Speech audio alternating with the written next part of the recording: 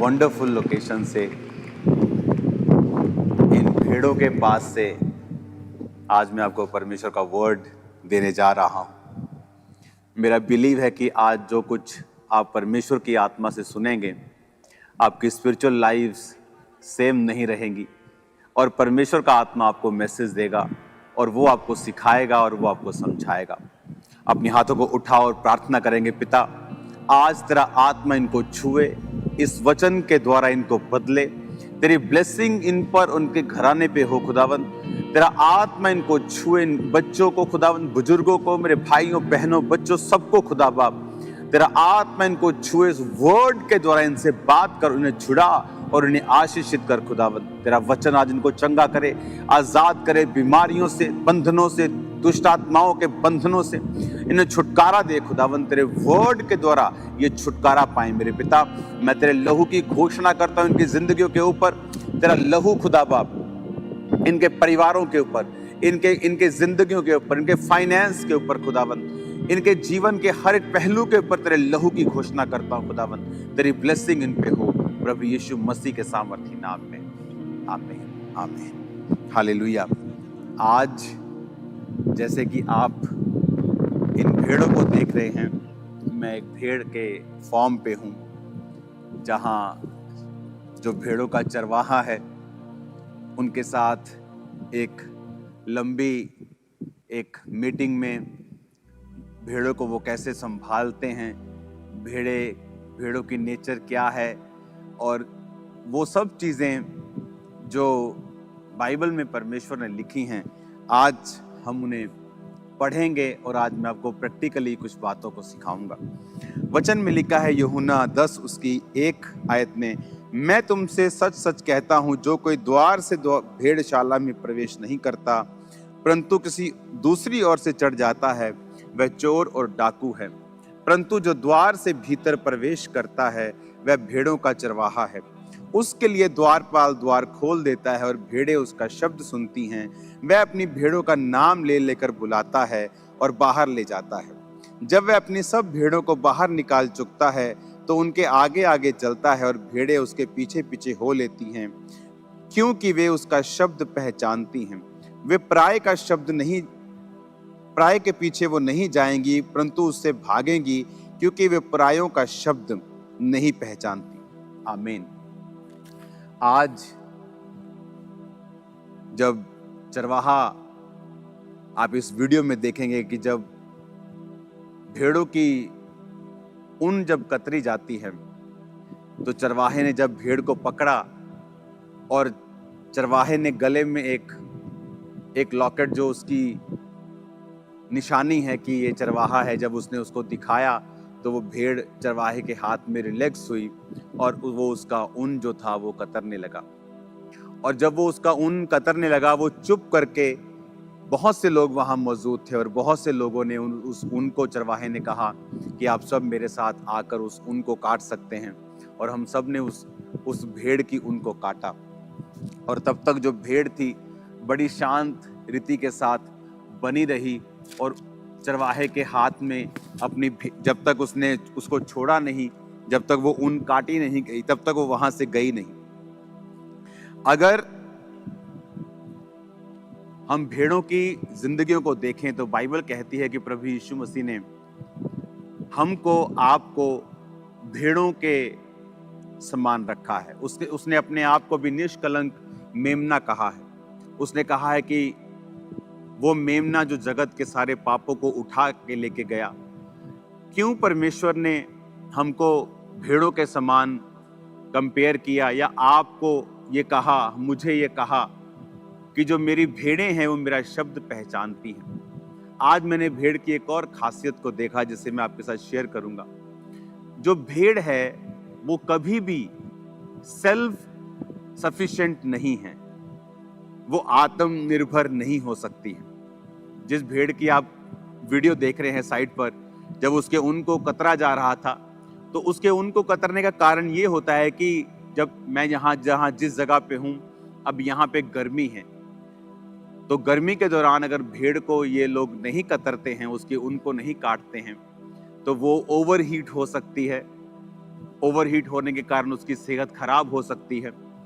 और जब बारिश के सीजन में अगर बहुत ज़्यादा ऊन भेड़ पे हो तो वो पानी उसमें ठहरा रहता है, उसमें कीड़े अपने अंडे देते हैं, उसमें मच्छर बहुत ज़्यादा और कीड़े बहुत बड़ी मात्रा में चले जाते हैं और उसको हमेशा तंग करते हैं। और इसीलिए हर साल उनके ऊन को कतरा जाता है और फिर भेड़ें जो हैं वो हेल्थी रहती हैं। और परमेश्वर ने वचन में क्या लिखा है, उसने आपको और मुझको अपनी भेड़ों के समान कहा है। और उसने कहा है कि अंत के दिनों में जब तुम्हारा न्याय होगा, मैं भेड़ों से कहूंगा, अपने दाहिने हाथ के लोगों से कहूंगा कि जाओ और उस स्थान पर जो पिता ने तुम्हारे लिए तैयार किया है। और लेफ्ट हैंड साइड बकरियों को, अगर आप बकरियों को देखेंगे, उनको ऊन कतरवाने की जरूरत नहीं है, वो लंबा देख सकती हैं, ज्यादा देख सकती हैं, वो चरवाहे पर निर्भर नहीं है। तो परमेश्वर ने उन विश्वासियों की तुलना उन बकरियों से की है जो ये कहते हैं कि हमें किसी चर्च की या किसी चरवाहे की जरूरत नहीं। उन्हें लगता है कि वो डायरेक्ट परमेश्वर को मान सकते हैं। आप परमेश्वर को डायरेक्ट ही मानते हैं, मैं भी परमेश्वर को डायरेक्ट ही मानता हूं। मैं अपने पास्टर के थ्रू परमेश्वर को नहीं मानता हूं, मैं डायरेक्ट ही परमेश्वर को मानता हूं। लेकिन वचन में लिखा है कि उसने चरवाहों को आज भी ठहराया है। इसलिए पौलुस ने कहा, कलीसिया में उसने 5 तरह के व्यक्ति दिए हैं। उसने प्रेरित दिए हैं, उसने भविष्यद्वक्ता दिए हैं, पास्टर्स दिए हैं, इवेंजलिस्ट दिए हैं, टीचर्स दिए हैं, जो कलीसिया जिनसे उन्नति करेगी और कलीसिया जिससे बरकत पाएगी और मसीह की जो देह है वो परफेक्ट होगी।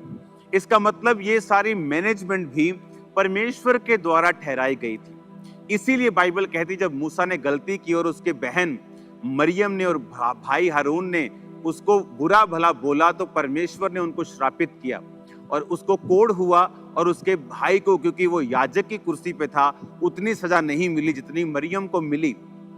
उसका रीजन ये था कि परमेश्वर ने कहा, चाहे उसने मिस्टेक की, लेकिन तुम मेरी मैनेजमेंट के खिलाफ, जो मैंने मैनेज करने के लिए धरती को, परमेश्वर के लोगों को किया है, तुम उसके खिलाफ नहीं चल सकते हो। कहने का मतलब यह है कि परमेश्वर ने एक मैनेजमेंट ठहराई, एक सिस्टम बनाया जिसके द्वारा आज हम ब्लेस्ड होते हैं। पौलुस को उसने ठहराया कि वो एक दर्शन के जरिए काम करेगा। पौलुस को परमेश्वर ने एक ग्रेस का दर्शन दिया, चाहे वो गमलियल और बड़े बड़े विद्वानों के पांव में वो पड़ा था, वो इब्रानी था, वो बिन्यामीन के गोत्र का था, वो पढ़ा लिखा था, बड़ा रसूखदार आदमी था, एक बड़ी संस्था का मेंबर था, जो उस जमाने की एक बहुत बड़ी धार्मिक और बहुत बड़ी रेप्यूटेबल संस्था थी। तो परमेश्वर उससे प्रचार करवाता क्रिश्चियंस में, यहूदियों में, जिस संस्था, जिस कम्युनिटी का वो मेंबर था, वहां उसकी सुनी जाती है। अगर आज आपके मोहल्ले के, आपके नगर का एमएलए अपने फेथ को अनाउंस करते कि मैं क्रिश्चियन हूं, तो ज्यादा आपको लगेगा हाँ वो ज्यादा प्रभाव डाल सकता है कि इतना बड़ा व्यक्ति सीएम या एमएलए या एमपी ये क्रिश्चियन बन गया। तो लेकिन परमेश्वर ने पौलुस से वो काम नहीं करवाया। परमेश्वर ने पौलुस को कहा कि तू अन्य जातियों में जाएगा जो उसको जानती तक नहीं थी, ताकि परमेश्वर ये साबित कर सके कि सब कुछ ग्रेस के द्वारा ही है। आमीन। तो हम जानते हैं कि सब कुछ ग्रेस के द्वारा है, लेकिन परमेश्वर ने फिर भी चरवाहों को ठहराया है और पौलुस को एक दर्शन दिया। और वचन कहता है, जो जो विश्वासी, जो जो कलीसिया पौलुस के उस दर्शन में उसके संग रहा, परमेश्वर ने उनको आशीषित किया। और फिर पौलुस ने भी कहा इस कलीसिया को कि ये तेरी सारी जरूरतें परमेश्वर स्वर्गीय भंडारों से पूरा करेगा, महिमा सहित मसीह यीशु में पूरा करेगा। परमेश्वर ने उनको आशीषित किया। क्यों? क्योंकि पौलुस जो था वो परमेश्वर के दर्शन में था। तो आज परमेश्वर ने, आप इमेजिन करो, परमेश्वर ने आपको भेड़ कहा, बकरी नहीं कहा। वचन कहता है कि तुम परमेश्वर के घरों में लगाए जाओगे, उसके आंगनों में फलोगे और फूलोगे। क्या है परमेश्वर के आंगन? वो उसके चर्च, वो उसके भवन, वो उसके स्थान, वो उसकी कलीसियाएं जो परमेश्वर ने बनाई और ठहराई हैं। आज आपको अपने पाप माफ करवाने के लिए पास्टर्स के पास जाने की जरूरत नहीं, याजकों के पास जाने की जरूरत नहीं। आपके पाप आप खुदा से प्रार्थना करें, वो माफ करता है। लेकिन उसने उन लोगों को ठहराया है ताकि आप लोग उन्नति पाएं और आप लोग ब्लेस्ड हों। इमेजिन करो, जो लोग परमेश्वर के भवन से दूर होते हैं, उसी तरह फिर उनकी जो स्किन है, उनके जो बाल हैं, वो ओवरग्रोन होते हैं, भार उनकी लाइफ पर होता है, बहुत सारी शैतानी चीजें उनको तंग कर रही होती हैं, जिस तरह भेड़ को तंग करती हैं। ओवर द टाइम वो उसके जान को नुकसान कर देती हैं। और यहाँ हमने आज देखा कि किस तरह से एक अच्छा चरवाहा जानता है कि भेड़ को अब उसको फ्री करने का समय है, अब उसको खिलाने का समय है, पिलाने का समय है। परमेश्वर भी हमारा अच्छा चरवाहा है। और आपने एक और चीज नोटिस की वीडियो में कि जब भेड़ अपनी ऊन को कतरवा रही थी तो वो बहुत शांति के साथ, बहुत ही सरेंडर मोड में वहां पे बैठी थी। वो बिल्कुल भी अपोज नहीं कर रही थी, वो बिल्कुल आराम से अपने चरवाहे के हाथ में थी। अगर हम परमेश्वर से बरकतों को चाहते हैं, हम भी समर्पित होकर समर्पण के मोड में परमेश्वर के हाथ में भी, उसके दासों के हाथ में भी रहें, तो फिर परमेश्वर उस मकसद को पूरा कर पाता है।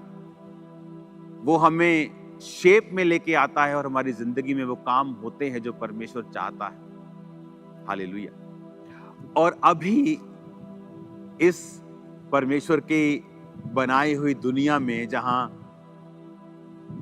ये बहुत सारा ऐसा स्थान है जो अभी तक अनटच्ड है, यहाँ बहुत से लोग नहीं हैं, यहाँ भीड़ नहीं है। मोस्टली यहाँ जानवर आपको देखने को मिलेंगे, आपको पेड़ मिलेंगे, आपको वादियां मिलेंगी। ऐसा परमेश्वर का ये स्थान मिलेगा जहां आप लंबे समय तक, सुबह से लेकर दोपहर तक आप प्रार्थना कर सकते हैं और आप बिल्कुल भी थकेंगे नहीं। इस तरह का ये परमेश्वर ने मुझे स्थान दिया। आज मेरा मैसेज आपको यही है कि परमेश्वर के हाथों में भेड़ बने, ओवर स्मार्ट मत बने, बकरियां ना बने जिसको चरवाहे की जरूरत नहीं है, भेड़ बने जिसको चरवाहे की जरूरत है, क्योंकि वो ना तो बहुत लंबा देख सकती हैं और वो बिना चरवाहे के चल नहीं सकती।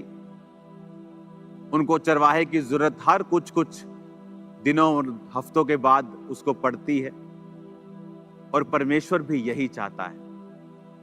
वो चाहता है याजक, सेवक लोग उसी तरह परमेश्वर के सामने समर्पित रहें, और वो ये चाहता है कि उसी तरह विश्वासी चर्चिस में अपने आप को समर्पित करें, अगर वो अपने जीवन में आशीष वाले दिन देखना चाहते हैं। तो आज जब पूरी दुनिया में मैं घूम रहा हूं, बहुत सारे विश्वासी आशीषित नहीं हैं, क्योंकि वो अपनी चर्चिस के साथ समर्पण में नहीं जीते हैं। उनके लिए चर्चिस सिर्फ एक संडे जाने वाला एक काम है, कि जहां वो एक संडे जाके 1 घंटे का सरमन सुनते हैं और एहसान करके कि परमेश्वर पे एहसान होकर वापिस चले जाते हैं। उनका उस चर्च के साथ कोई इमोशनल कनेक्शन नहीं है, वो सेवा के लिए समर्पित नहीं है, वो बीजों के लिए समर्पित नहीं, प्रार्थना के लिए समर्पित नहीं। और परमेश्वर ऐसा नहीं चाहता है। अगर आप चाहते हैं कि परमेश्वर आपको ब्लेस करे, आपका जीवन परमेश्वर के वचन और परमेश्वर के भवन और उसकी सेवकाई के आसपास ही जुड़ा होना चाहिए। आमीन। परमेश्वर ने कहा, मेरी भेड़ें मेरी आवाज को पहचानती हैं। उसकी भेड़, जब ये चरवाहा आज आवाज लगा रहा था भेड़ों को, तो भेड़ें दूर से ही आती थी। कुछ डॉग्स उसने रखे हुए थे, वो भी उसकी कमांड को समझते थे, और सब काम अच्छी तरह से हो रहा है। आज हमें परमेश्वर के वचन को समझने की जरूरत है कि परमेश्वर हमारी लाइफ से क्या चाहता है। अगर हम पूरी तरह से समर्पित जीवन जीते हैं, हम शैतान के अटैक से बचे रहते हैं। अगर भेड़ समर्पण में ना हो, भाग जाए, भाग सकती है। ये जिस जगह हम खड़े हैं, आई थिंक यहाँ पे जो मोस्टली जो लैंड्स हैं जहाँ शीप्स चरती हैं और रहती हैं, ये 6-6 हजार एकड़, 7-7 हजार एकड़, हजारों की संख्या में अगर आप देखेंगे, दूर दूर तक आपको शीप्स दिखाई देंगी। सिर्फ यही नहीं, हर जगह के ऊपर आपको शीप्स दिखाई देंगी। अब यहाँ पे शीप अगर कोई भाग जाए, कि 5000 एकड़ में भाग जाए, आप उसको पकड़ नहीं सकते। लेकिन नुकसान किसका है? शीप का, क्योंकि वो अपने ऊन को इतना ग्रो कर लेगी, और जब गर्मी आएंगी, वो हीट में जब भागेगी तो उसको दिक्कत होगी, और कई शीप्स मर जाती हैं और बीमार हो जाती हैं। और जो कीड़े हैं वो उनमें चले जाते हैं। बारिश के दिनों में पानी उनके अंदर ठहरने लग जाता है, क्योंकि वो सिर्फ सर्दियों के लिए उनके काम में आती है और गर्मियों में उन्हें कटवाना होता है। आप इमेजिन करो, परमेश्वर ने हमें शीप के साथ ही क्यों जोड़ा है। जब वो ये कहता है कि तुम अंगूरों की बेल हो, उसने हमें अंगूरों की बेल ही क्यों कहा है? क्योंकि अंगूरों की बेल अगर सड़ जाए, टूट जाए और फल ना लाए, तो उससे कोई बैट, बल्ला, थापी, बेलना कुछ नहीं बनता है। वो सिर्फ जलाने के ही काम आती। उसने, आज सुबह में वर्ड पढ़ रहा था, उसने हमें नमक ही क्यों कहा है? तुम पृथ्वी के नमक हो, उसने क्यों कहा? उसने ये क्यों नहीं कहा कि तुम पृथ्वी के तरबूज हो, तुम पृथ्वी के केले हो, तुम पृथ्वी के आटा हो, तुम चावल हो? क्योंकि हर एक चीज जब खराब होती है तो वो खाद के काम आ सकती है। अगर कोई फूड खराब हो गया, वो एक खाद के रूप में परिवर्तित हो सकता है। लेकिन परमेश्वर ने कहा तुम पृथ्वी के नमक हो। नमक के बिना आप हजारों रुपया लगा दें, उसमें सब्जी में पनीर डाल दें, उसमें आप अच्छी अच्छी चीजें डाल दें, सब्जियां डाल दें, अच्छे अच्छे मसाले दुनिया भर के डाल दें, लेकिन अगर आपने नमक नहीं डाला, उस चीज का टेस्ट आपको नहीं आता। नमक के बिना सब चीजें बेस्वाद होंगी। लेकिन परमेश्वर ने कहा, जिस तरह तुम्हारी वैल्यू ज्यादा है जब तुम मुझ में बने रहोगे, और अगर तुम मुझ में बने नहीं रहोगे तो नमक जब खराब हो जाता है, वो खाद के रूप में भी काम नहीं आता कि चलो खेतों में डाल दो, खाद बन जाएगी। परमेश्वर ने कहा वो सिर्फ मनुष्यों के पैरों के नीचे रौंदा जाता है। आप जानते, परमेश्वर ने वचन में लिखा कि क्या वो व्यक्ति जिन पर शीलो का गुम्मट गिरा, क्या वो यरूशलेम में रहने वाले दूसरे लोगों से अधिक अपराधी थे?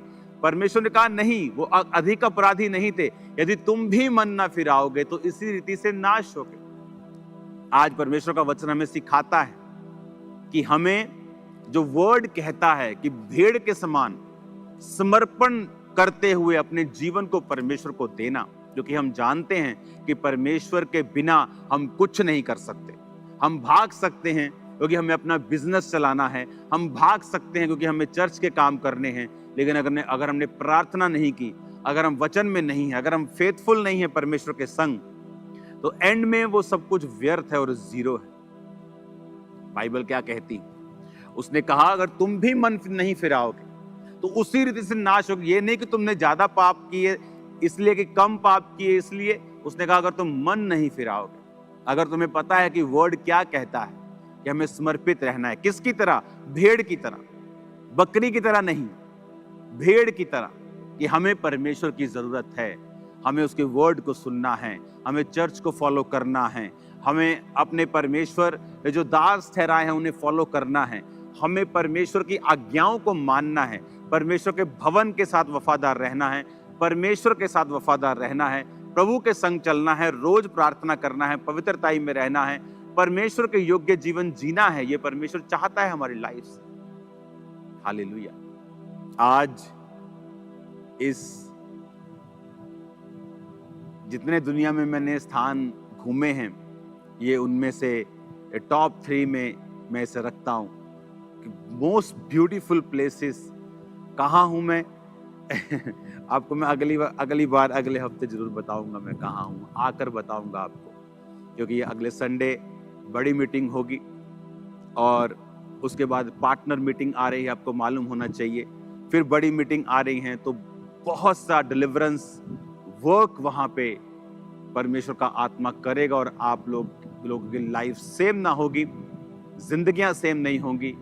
आज से अपना जीवन परमेश्वर को समर्पित करें और ये समझें कि अगर आप क्रिश्चियन हैं तो परमेश्वर ने आपको स्पेशल ब्लेसिंग्स दी, पर यह भी समझे कि अगर क्रिश्चियन बिगड़ जाए तो फिर वो जलाने के, पांव के नीचे आने के ही काम आ सकता है और किसी चीज के नहीं। क्योंकि परमेश्वर ने कहा जो नहीं जानकर पाप करेगा वो थोड़ी मार खाएगा, जो जानबूझकर पाप करेगा वो ज्यादा मार खाएगा। अगर हम क्रिश्चियन हैं, वर्ड को समझते हैं कि अगर हम इस समर्पण में नहीं चलेंगे और भेड़ों के समान नहीं होंगे, तो फिर हम अपने ही उन अटैक्स का जो शैतान करेगा, उस हीट का जो उस ऊन के कारण आती है, जब भेड़ ऊन नहीं कतरवाती और भाग जाती है, तो उसका रीजन फिर हम खुद होंगे, क्योंकि चरवाहा उसी को कत सकता है, उसी की केयर कर सकता है जो उसके पास हो। हालेलुया। आज इस सुंदर और परमेश्वरीय स्थान के ऊपर से मैं आपके लिए प्रार्थना करता हूं और आपके लिए मांगता हूं कि परमेश्वर आपको समर्पित जीवन दें, आपको ब्लेस्ड जीवन दें। परमेश्वर आपको एक ऐसा जीवन दे जो अपने चरवाहे को, परमेश्वर को, जो हमारा स्वर्गीय चरवाहा है, स्वर्गीय पिता है, कि आप उन्हें खुश कर सके। आपकी लाइफ ऐसी होनी चाहिए, उससे भागे नहीं। आप चरवाहे से भागेंगे तो चरवाहे का नुकसान नहीं होगा। अगर आप चरवाहे से, पिता से भागेंगे तो आप ही अपने ऊपर एक भार पैदा कर रहे हैं। आप उनका भार पैदा कर रहे हैं जो एक दिन हीट पैदा करेगी, एक दिन बीमारी पैदा करेगी, पानी को इकट्ठा कर लेगी, बीमार कर देगी, मुश्किलें पैदा कर देगी। और परमेश्वर ये नहीं चाहता है। जब इस ऊन को मैंने काता, आप देखो वीडियो में, तो जब वो भेड़ वहां से गई तो वो बहुत हैप्पी थी, क्योंकि वो लाइट होके वहां से, लाइट वेट होके वहां से गई और वो खुश थी। जब हम परमेश्वर के प्रेजेंस में रहेंगे, उसके वर्ड को हम फॉलो करेंगे और जो परमेश्वर कहता है हम वो करेंगे, लाइफ कभी भी सेम नहीं होगी। आज हमें जरूरत है वर्ड पे चलने की, परमेश्वर की आत्मा की बात को सुनने की, अच्छी भेड़ के समान उसको फॉलो करने की। फिर जिंदगी कभी सेम ना होगी। इंसान अपने दुखों का कारण खुद ही है। परमेश्वर उसी की रक्षा करता है जो उसके बाड़े के अंदर है। अगर आप प्रभु से भागेंगे तो कुछ दिन आपको अच्छा लग सकता है, कुछ दिन फ्री महसूस हो सकता है कि ओ वाओ, मैं कितना फ्री हो गया हूं, कोई चरवाहा नहीं, कोई सीटी नहीं, कोई डॉगी नहीं मुझे तंग कर रहा, कोई मुझे लेने नहीं आ रहा, मैं फ्री हूं। लेकिन धीरे धीरे वो बोझ बनने लगता है। मैंने बहुत से लोगों को देखा, जब चर्च से या कहीं परमेश्वर की प्रेजेंस से भागते हैं तो कुछ दिन बहुत उनको एंजॉय लगता है, बहुत अच्छा लगता है, उनको फ्री हो गए, कोई टेंशन नहीं। लेकिन धीरे धीरे रियलिटी हिट करती है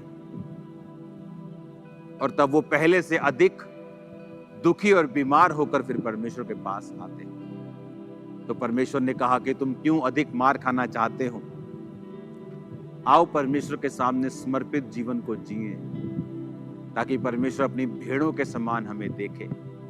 फिर वो आपको चरवाहा, ऐसा चरवाही करवाएगा, फिर आप बोलेंगे यहोवा मेरा चरवाहा है, मुझे घटी ना होगी। वो आपको हरी हरी चरगाहों पर लेके जाएगा, पानी भी देगा, जरूरतों को पूरा भी करेगा, आपको रक्षा भी देगा, सुरक्षा भी देगा, भेड़ियों से भी बचाएगा, वो आपको शैतान से भी बचाएगा और आपकी जिंदगी की जरूरतों को पूरा भी करेगा। अपने हाथों को उठाओ मेरे संग, हम एक प्रार्थना करेंगे। पिता, तेरा आत्मा इनको छुए खुदा बाप।